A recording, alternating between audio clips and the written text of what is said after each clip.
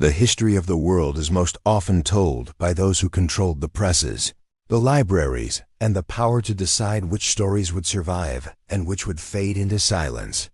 What we call history is frequently not the full account of what happened, but the version that could be standardized, simplified, and passed down without disruption. For centuries, the Western world has inherited a biblical canon that is efficient and tightly curated, a collection of texts that move quickly from creation to fall to genealogy, with very little lingering over the mysteries in between. In the book of Genesis, the story of humanity's first father is delivered with astonishing brevity. Adam lived 930 years, and then he died. That single sentence closes the life of the man who once walked with God, naming nearly a millennium of existence without a single detail about how it ended, what he felt, what he feared, or what legacy he believed he was leaving behind. To most readers, Adam's death appears quiet, almost administrative, a final punctuation mark at the end of a long list of names. Yet far from the centers of Roman authority and Western theology, across deserts and seas, in the highlands of Ethiopia, another memory of the world was preserved. There, within the Ethiopian Orthodox Tewahedo Church, exists a collection of ancient writings that never made their way into the streamlined canon. These texts, written in Ge'ez and guarded for generations in monasteries carved into rock and mountain, do not rush past the early chapters of humanity. They linger. They ask why. They describe how. They refuse to let the first man vanish with a sentence. In these scrolls, Adam's death is not an afterthought. It is a cosmic event, layered with meaning, sorrow, prophecy, and supernatural consequence. According to this tradition, the end of the first human life did not pass quietly into the dust. It sent tremors through the structure of the world itself. To understand why Adam's death mattered so deeply, the Ethiopian texts insist that we must first understand the burden of his life. Imagine not merely living for 9 centuries, but doing so with the full awareness of what had been lost.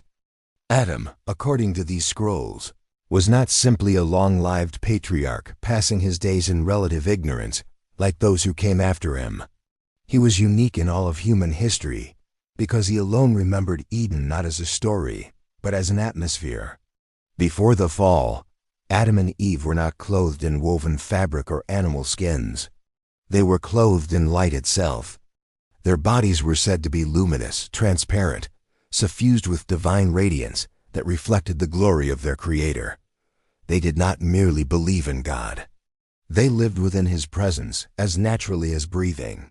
When they were exiled from the garden, that light vanished. The loss was immediate and devastating.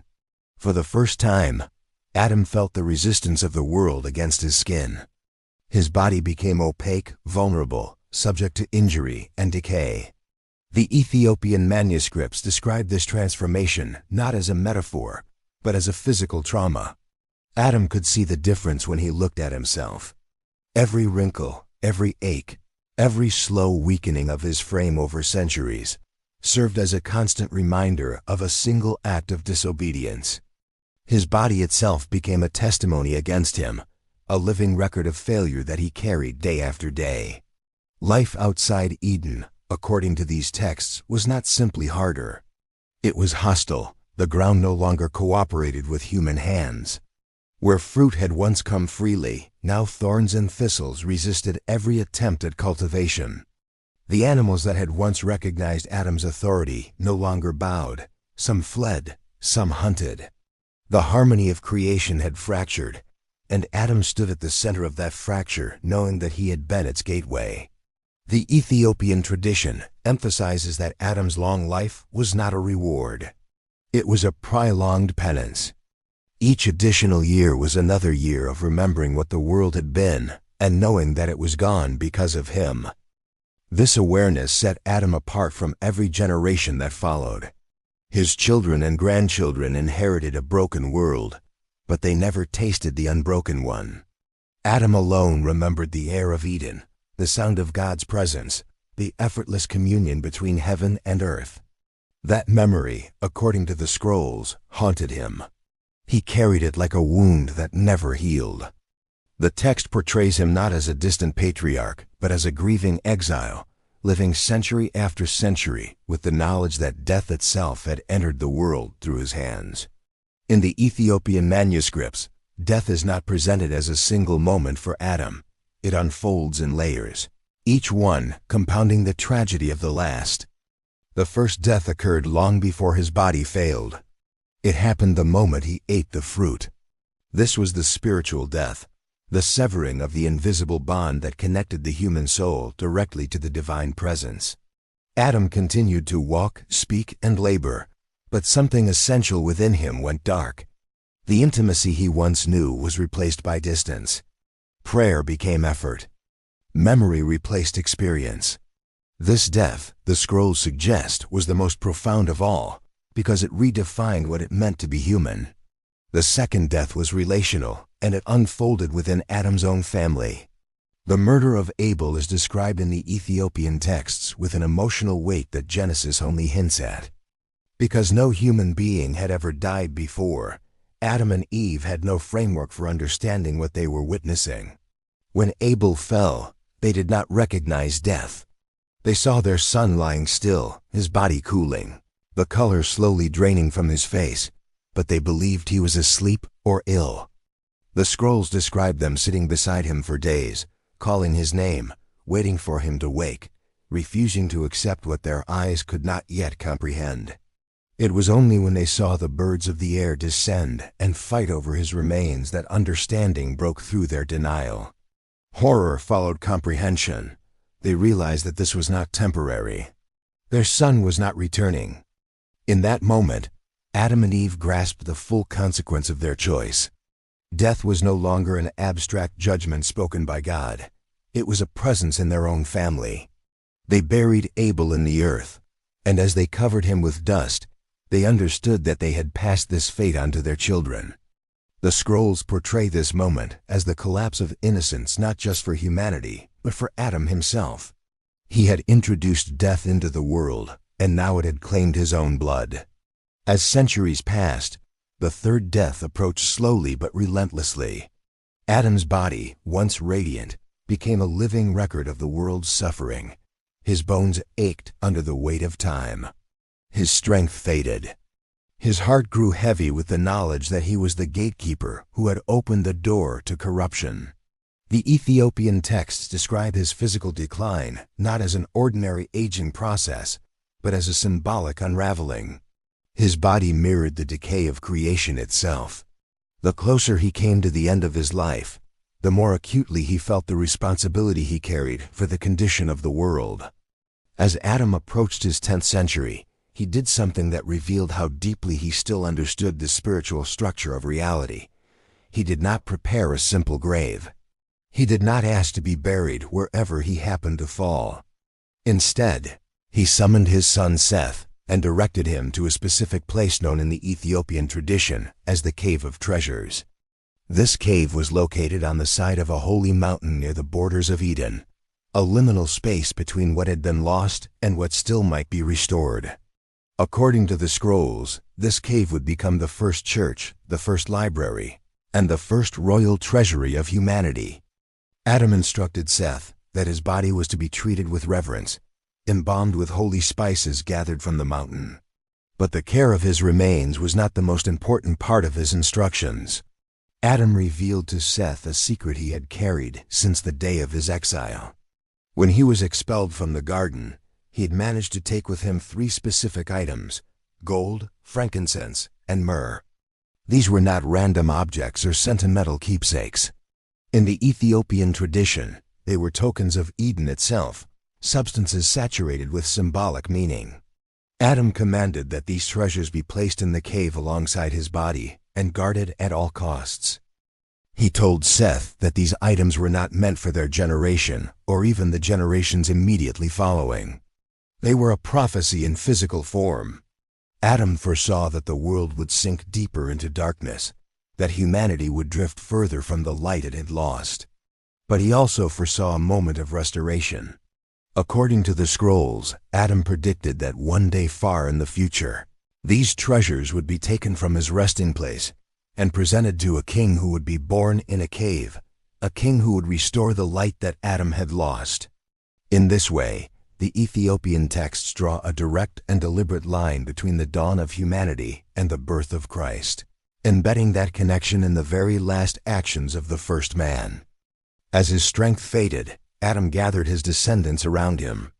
The scene described in the scrolls is intimate and heavy with emotion, filled with the weight of accumulated centuries. He did not offer a simple blessing. He issued a warning born of hard-earned wisdom.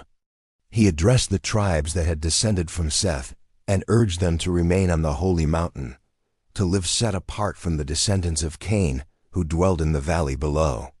Adam warned that the lineage of Cain would develop technologies, music, and arts that were not neutral, but intentionally designed to distract the soul from God. He foresaw a world in which beauty and sound could be weaponized, used to draw the children of Seth away from spiritual vigilance and into forgetfulness. His final plea was for separation, not out of hatred, but out of survival. Adam understood that the world was becoming a battlefield of desires and influences, where unseen forces would compete for the attention of the human heart. As he finished speaking, the scrolls describe a moment of profound stillness. A divine silence settled over the earth.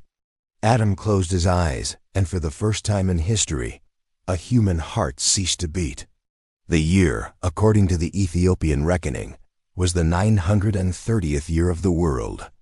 This is where the life of Adam, as told in the Ethiopian tradition, reaches a threshold rather than an ending, and where the story prepares to move beyond his final breath into consequences that would echo far beyond his lifetime.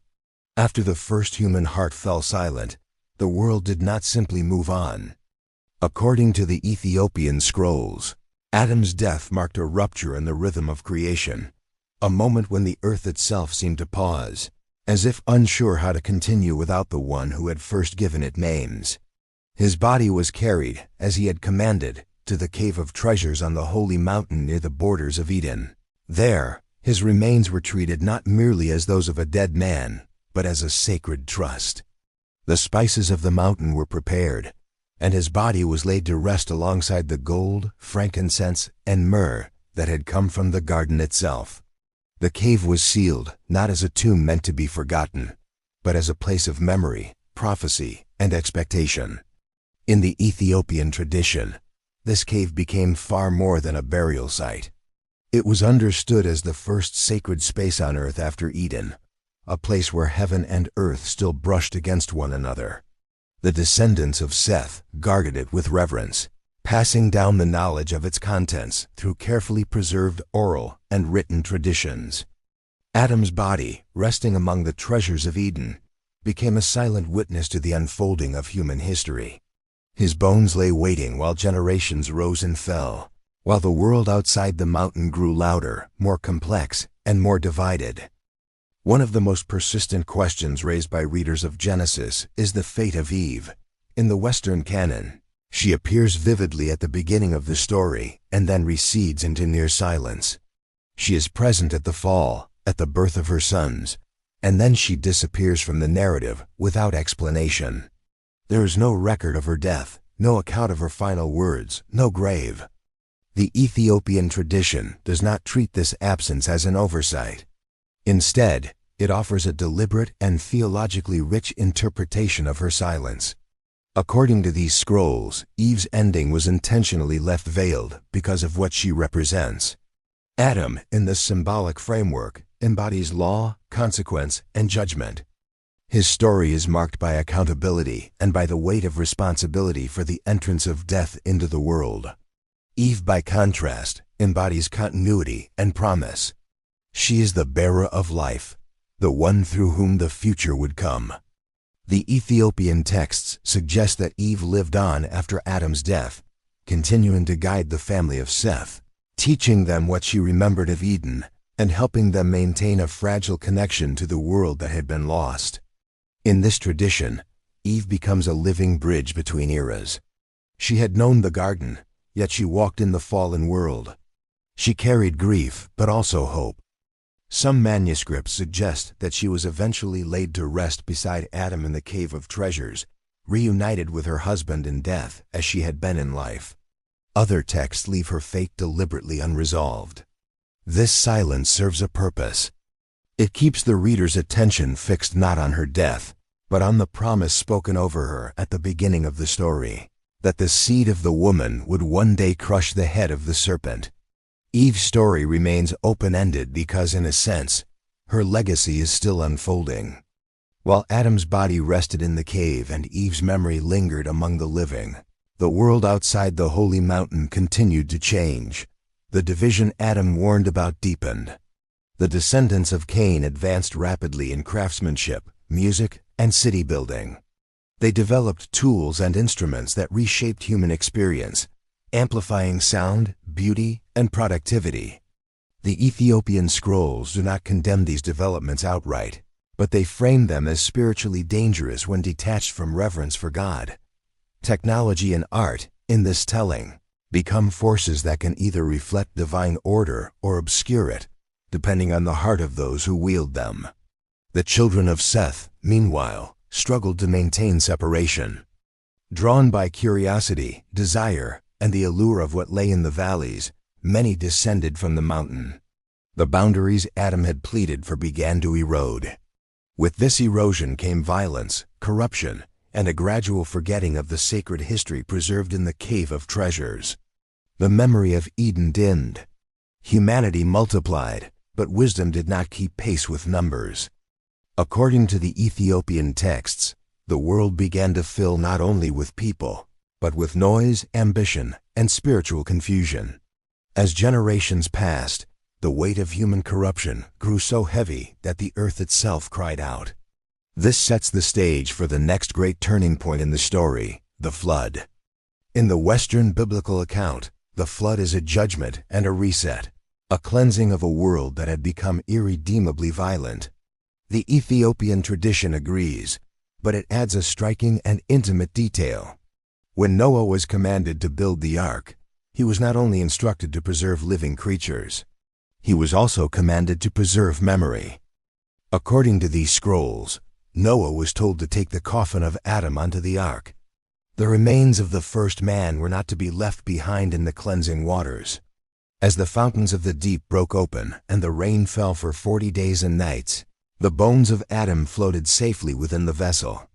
While mountains were submerged and civilizations erased, the body of the one who had begun it all was carried above the chaos. This image is central to the Ethiopian understanding of continuity.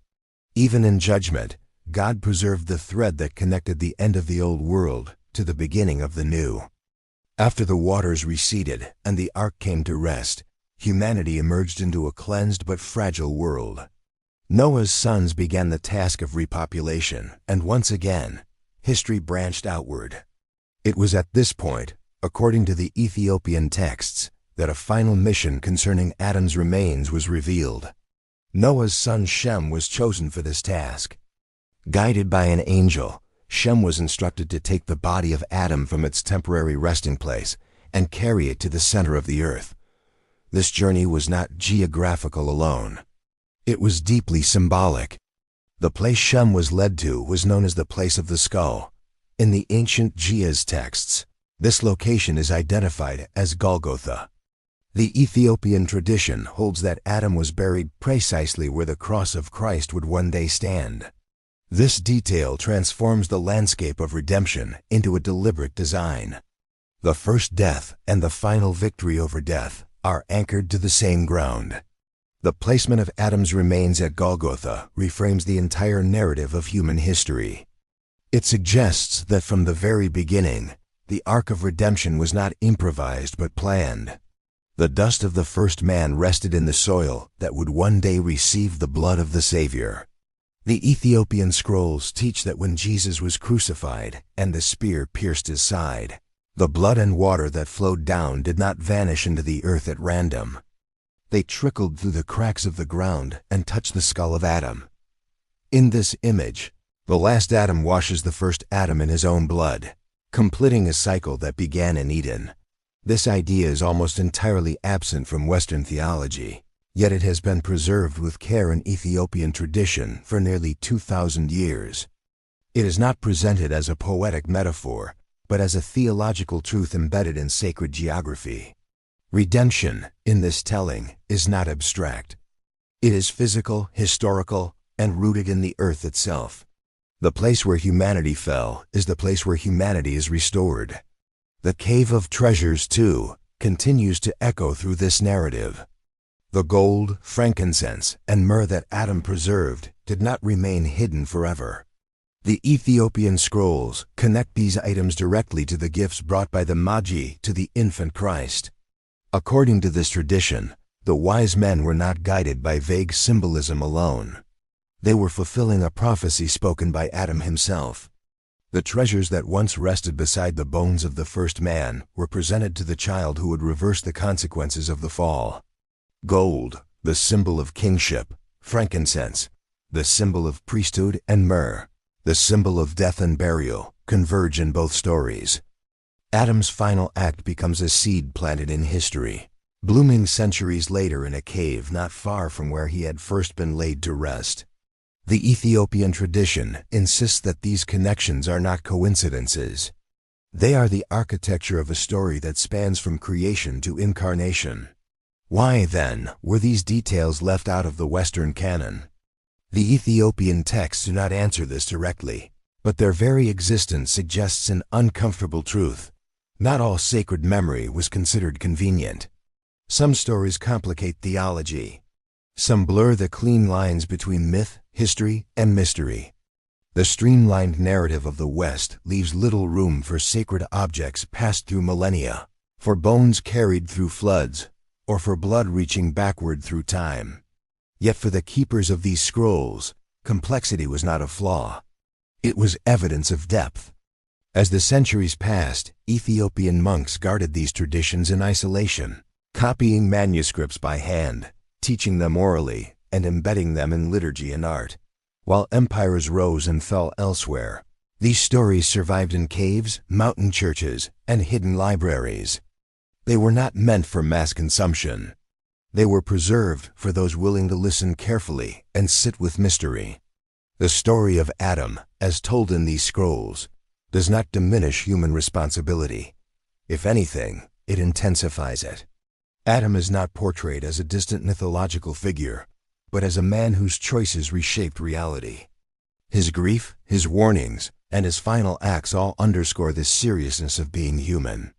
At the same time, the story refuses to end in despair. Every loss is paired with a promise. Every death gestures toward restoration. By following Adam's body from Eden to the Cave of Treasures, from the floodwaters to Golgotha, the Ethiopian tradition invites us to see history as a single coherent movement, rather than a series of disconnected events. Creation, fall, judgment, and redemption are not separate chapters written by different hands. They are movements within one long narrative, guided by a purpose that remains intact even when humanity loses sight of it. This brings the story to another threshold, one that turns from ancient events toward their meaning for those who inherit this legacy today, and toward the question of why these forgotten scrolls still matter in a modern world that believes it has outgrown such mysteries. The journey of Adam's story does not end with bones laid beneath a hill or with blood soaking ancient soil. In the Ethiopian tradition, the true power of these preserved accounts lies not only in what they reveal about the past, but in how they reshape the present. These scrolls were never meant to function as historical curiosities alone. They were guarded because they carried a way of seeing reality that resisted simplification. They insisted that humanity's story is not shallow, mechanical, or accidental, but layered, intentional, and profoundly spiritual. The keepers of these texts understood something that modern readers often forget. Memory is sacred. To forget where you came from is to misunderstand who you are. The Ethiopian Bible does not present humanity as a late-stage biological accident wandering aimlessly through time. It presents us as descendants of a lineage that once walked in light, lost it, and has been stumbling toward its recovery ever since. In this telling, every human carries within themselves a faint echo of Eden, a memory that cannot be fully erased even by centuries of exile. This is why the conflict between the line of Seth and the line of Cain matters so deeply in these texts. It is not merely about moral behavior or genealogical division. It is about orientation. One lineage seeks remembrance, the other distraction. One attempts to preserve sacred memory, the other builds systems that dull it. Adam's warning from his deathbed was not rooted in fear of progress, but in fear of forgetfulness. He understood that humanity's greatest danger would not always be violence or famine, but the slow erosion of spiritual awareness beneath layers of noise, beauty, and desire. The Ethiopian scrolls frame history as a war of attention. Long before modern screens, Adam foresaw a world in which sound, image, and innovation would compete for the human soul. Music, art, and technology are not condemned, but they are treated as powerful forces that require discernment. Used rightly, they can echo divine harmony. Used carelessly, they can sever humanity from its inner memory of God. Adam's final words to his descendants were an attempt to anchor them in stillness, to keep them oriented toward the source of life rather than the seductions of the valley below. This perspective casts the flood, the ark, and the preservation of Adam's body in a new light. The flood is not only a judgment against violence, it is a desperate act to preserve memory. By carrying Adam's remains through the waters, God ensures that the link between the world before and the world after is not broken. Even as civilizations vanish, the story remains intact. This is a recurring theme in the Ethiopian tradition. Destruction never has the final word. Something essential is always carried through. The burial of Adam at Golgotha brings this theme to its most striking expression. The place of the skull becomes the axis of human history, the point where loss and restoration intersect. In the Ethiopian imagination, the cross does not stand in isolation.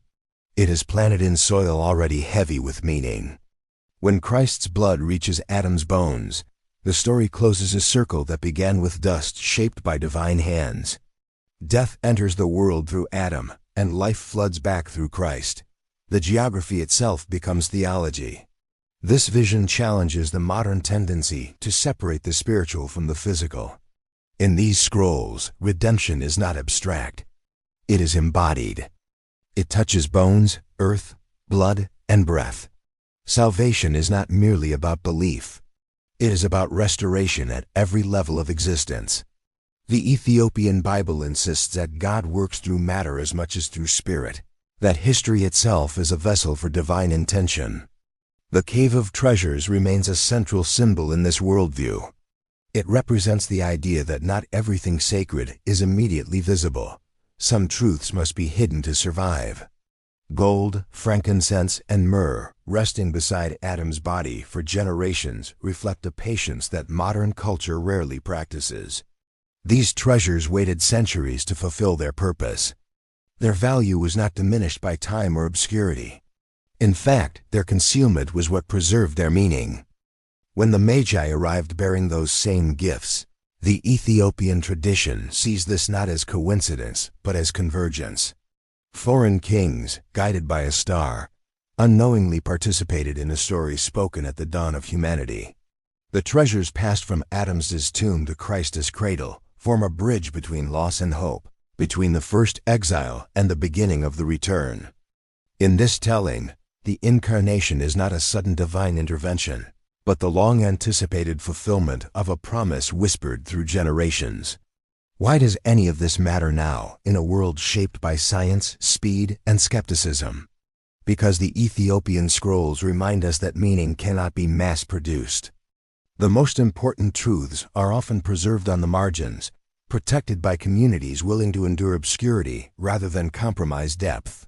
These traditions survived not because they were powerful, but because they were faithful. Monks copying manuscripts by candlelight, guarding caves in remote mountains, and passing down stories by word of mouth, became unlikely stewards of a narrative the rest of the world forgot. In an age that values efficiency and clarity, these stories invite us back into mystery. They ask us to sit with questions rather than rush toward conclusions. They challenge the assumption that shorter stories are truer stories. Adam's single line in Genesis becomes, in the Ethiopian telling, a lifetime of grief, hope, warning, and prophecy. His death becomes not an ending, but a hinge upon which the entire human story turns. These scrolls also reframe suffering. Adam's long life of mourning is not presented as pointless endurance. It becomes part of the redemptive arc. His grief sharpens his vision. His pain produces wisdom. His final acts plant seeds that will bear fruit long after he is gone. In this way, suffering is neither glorified nor dismissed. It is integrated. It matters. It shapes the future in ways the sufferer may never see. The silence surrounding Eve's death continues to speak as well. By leaving her ending unresolved, the Ethiopian tradition resists closure where closure would diminish hope. Eve becomes a symbol of life that persists, of promise that outlives judgment. Her story flows forward into every generation, into every birth, into the ongoing expectation of restoration.